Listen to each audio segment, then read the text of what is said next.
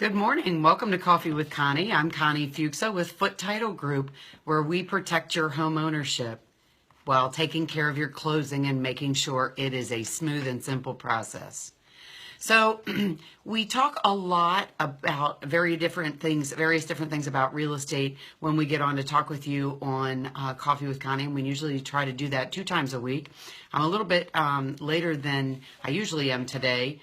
I don't know about you, but dealing with all of the crazy weather that we've got going on has put a little damper on what was going on today. So I'd like to get together and talk about things with respect to real estate. And when we talk about them, first I wanted to point out that a lot of the things that we talk about are not state specific.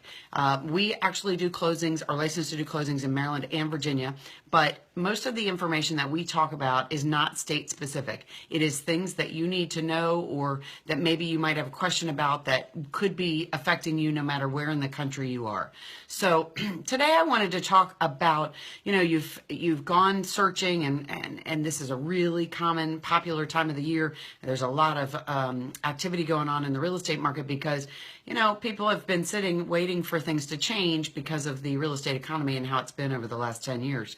And so it is a very active market now, and a lot of people are looking at homes, and some of these processes are things that we should talk about. Maybe, I don't know all of the answers to the writing the contract phase and the going through the mortgage phase, but we've done a lot of these closings over the last 30 years, and so we've had a lot of experiences with various different things. So my goal is to spur some questions in your mind, maybe to understand who the professionals are that you need to ask those questions to, and get you going in the right direction so that you don't have problems or you don't have too much confusion or too much stress.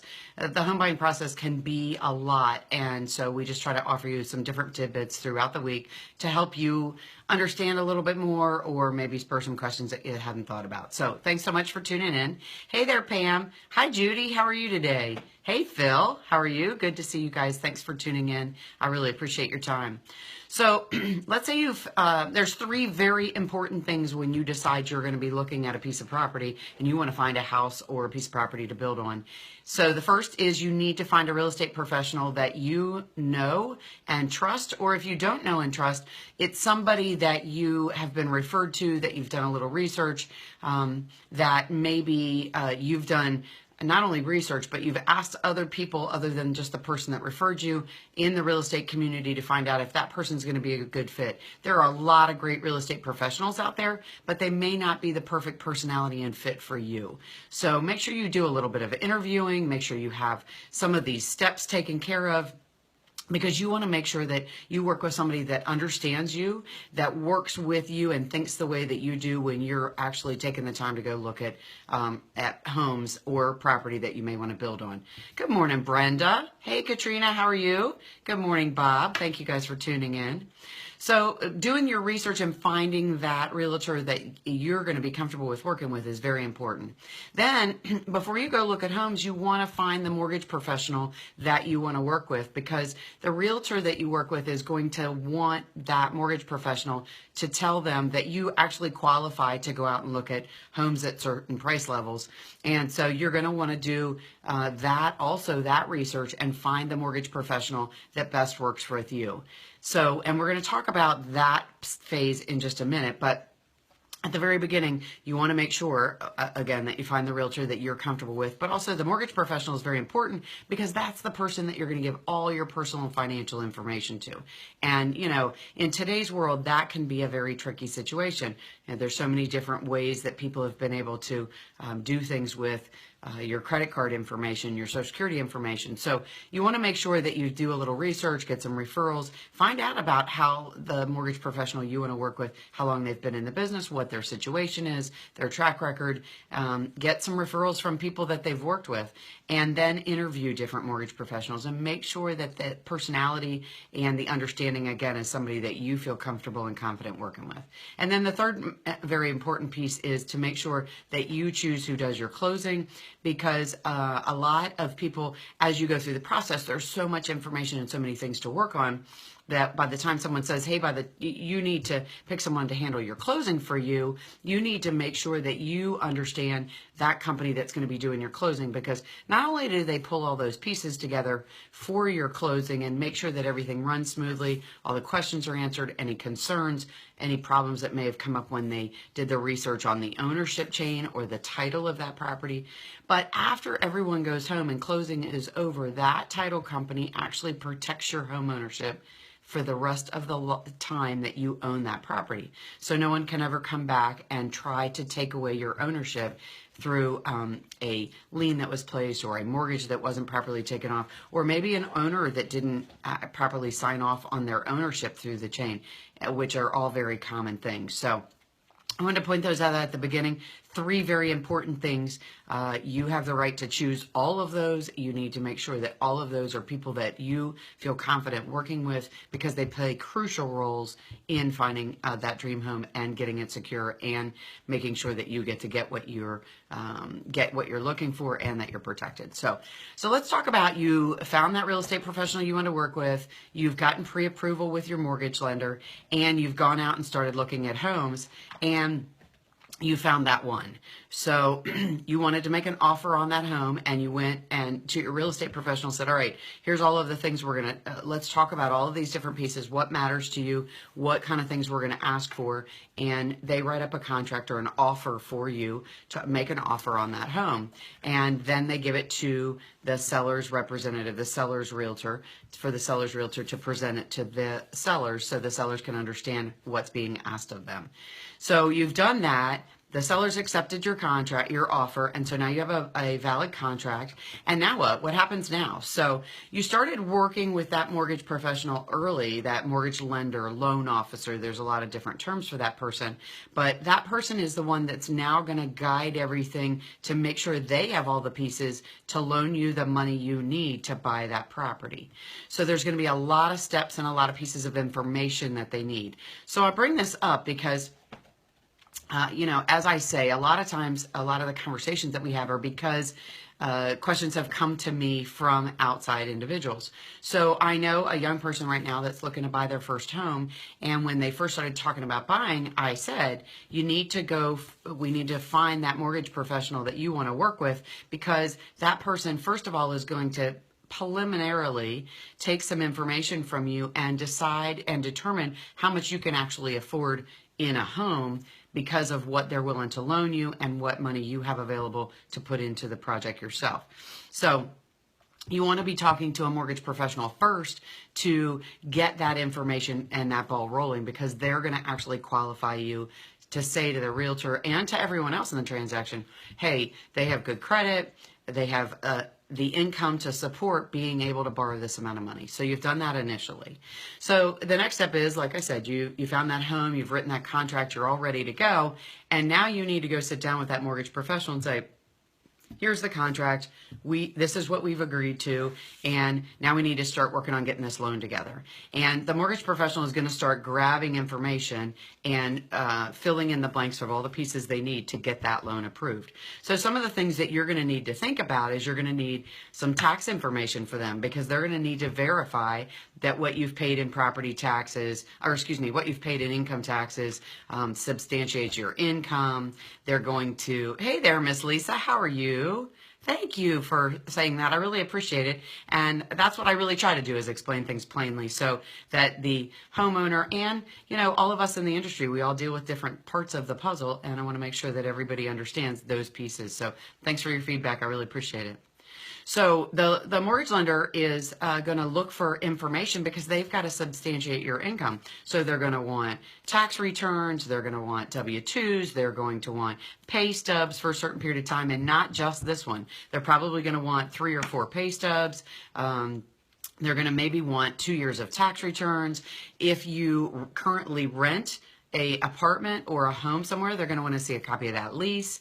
They're going to want information to know that what you're telling them that you make, how much income you make, and what your bills are, that those are actually true. They're going to make you fill out what's called a loan application, which is a breakdown of all of your income and all of your bills. Maybe you've owned a home before and you actually rent it out now. Maybe it's in another area and you got transferred to the new area, maybe here or wherever, and you actually have that home being rented out, they're going to want to see that lease to make sure that that income's coming in so they can include that in what you're able to repay on the loan. So they're going to have you fill out a loan application that's going to have all of the things that you have, money that you have coming in, and then all of the things that you pay out. So they're going to want to know about all of those bills and all of those statements to make sure that they compare those things so they can properly qualify you for your loan. So when you're starting to think about buying a home, you're going to want to start thinking about, gosh, I need to be saving some pay stubs because they're going to want to be able to see that. I need to make sure that I have my tax returns readily available, the most recent that I have. That I have copies of maybe bank statements, well, probably bank statements, because if you had a rental property, as we talked about, and you have income, they're probably going to want to verify that that really went in your bank. You're going to say that you have X amount of funds on hand. They're going to want to see those bank statements to verify those things. So they're going to gather everything that they need to verify that what you say you have coming in and what you have, say, going out, or what you say that you have going out is accurate. So when you're starting to think about buying a home, you're going to want to start thinking about some of those pieces. And the proper mortgage person, loan officer, mortgage professional is going to guide you through that. But I bring some of this up because the young person that I'm talking about that is starting to think about buying a piece of property is, in today's world, all electronic. So all of the pay stubs come electronically. Tax returns were done electronically, and none of them are saved in a repository, if you will, or on their desktop or in a certain area. So a lot of finagling has to go on to go gather that information to be able to supply it to the mortgage professional. So you want to start thinking about that. If that's you and everything you do is electronically, you're going to need to know the steps to be able to gather that information and pull it off from being electronic, to be able to email it to the mortgage professional or to be able to provide them hard copies, because these are things that they're going to require. Otherwise, they're not going to qualify for you. Qualify you for the loan for the house that you've contracted to buy. So there's a whole lot more pieces of information they're probably going to ask you for, but these are maybe some things to get you started, to start thinking about, you know, as I'm looking at homes, or as I maybe want to write a contract on a home, what are some things that I need to be thinking about in the big picture that I need to be able to provide? You know, if you have credit cards, then you're going to have some credit card statements. If you have a car payment, you're going to have a car payment statement. So those are some things that they may want to see, that you need to be thinking about having that information readily available. Because the better that you are about providing that information, the better they are going to be about not asking you for last minute stuff and not holding up your closing, which is what you ultimately want to do so you can get the keys to that house. So you want to make sure that you have all of your pieces, anything you can think of that you actually pay out or that you receive income on every month. You want to make sure that you have some paperwork to back that information up for your mortgage professional. So hopefully I helped you a little bit with some information today. I am not a lender. I'm not a mortgage professional. I have never done loans, but I've worked with a lot of them. And as I said, I don't guarantee those kind of things that we're talking about. What I like to do is try to bring up some thoughts in your head that may help you be prepared and know who to ask and what questions to ask so that you can get all the right pieces in place, because the home buying process can be really confusing and be a lot of steps. And so the more that you know in advance, the more you can help cut those confusion and the process down a little bit. So hopefully I helped you a little bit with some information. Good morning, Sheila. Good morning, Marnie. Thanks so much for tuning in, you guys. I appreciate it. And so hopefully I helped you with some information. I try to talk to you at least 2 times a week with Coffee with Connie, talking about things that have to do with real estate. So if you have questions, reach out, let me know. People come up to me all the time and say, you know, I was watching your video and I thought about this. Message me. If you don't want to do it in front of everyone else, that's fine. Just message me and tell me that you watch and that you get some information out of it, or maybe that you have some questions that maybe I spurred a question that you didn't know the answer to. Hey, David, how are you? Thank you guys so much for tuning in. It means the world to me. And if there's something that you got out of this that you thought, wow, that was a good tidbit, please share, because there's going to be somebody that maybe follows you that maybe doesn't know this information. There's a couple things I wanted to pass on. I am all about providing you with resources and information. And hopefully if you follow me, you know that by now. on our website, www.footetitlegroup.com. If you go on either the buyers tab, the sellers tab, the realtor lender tab, and go to resources, there's all kinds of information there. There's buying guides, there's selling guides, there's checklists, there's frequently asked questions. There's a brochure, 73 Ways You Could Lose Your Home, that talks all about insuring and protecting your home ownership. There's all kinds of resources on there that hopefully can help you buying and selling. Or if you're a realtor or lender, you can grab some of that information and share it with your customers. That's helpful too. If you are moving into the Southern Maryland or Northern Neck, Virginia area, there are home buyers guides, welcome home guides on there that have listings of all the information and all the contacts in your particular community. I did want to say thank you so much for those of you that were able to come out to our event on Saturday. Make Yourself at Home in King George and Westmoreland. It was a great event. We had lots of door prizes. We did a lot of cool things.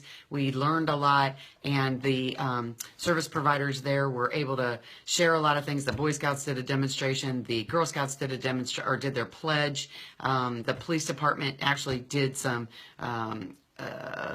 self-defense class, safety stuff. So that went really well. So I thank you all for who was able to come out. We are planning an event in Southern Maryland that's going to be in the fall. I'll keep you posted on that, so keep your ears open for that. And every month I try to put out a new piece of content that's active on our website in the What's New area. And right now we have the 10 things that first-time home buyers should know. You can go on there and download it. You can look in your email, because we've been doing emails about it. It's in our social media all month. So go and download it. That's good information to share. And lastly, I want to say, if you're a title company or somebody who works for a title company and you find some of the stuff we talk about helpful and you want to get more connected with other title agencies across the country, we actually have a group we're working on building that is collaborating together to help bring more information to home buyers so they understand the value and the purpose of a title company and why the buyers have the right to choose and why it's really important to do that. So if you type in bit.ly, bit.ly.smalltitlemarketing.com, then you'll be able to go find our group and be able to get involved in that. So I would love it if you'd like to join. Thank you guys so much for your time today. I really appreciate it. If there's something I'm not talking about that you think would be a great topic, please reach out to me and let me know. I love sharing information with you guys, and I love interacting and helping you out. So I'm Connie Foote with Foote Title Group, where we protect your home ownership. I hope you guys have a fantastic Thursday, and I'll talk to you again real soon. Bye-bye.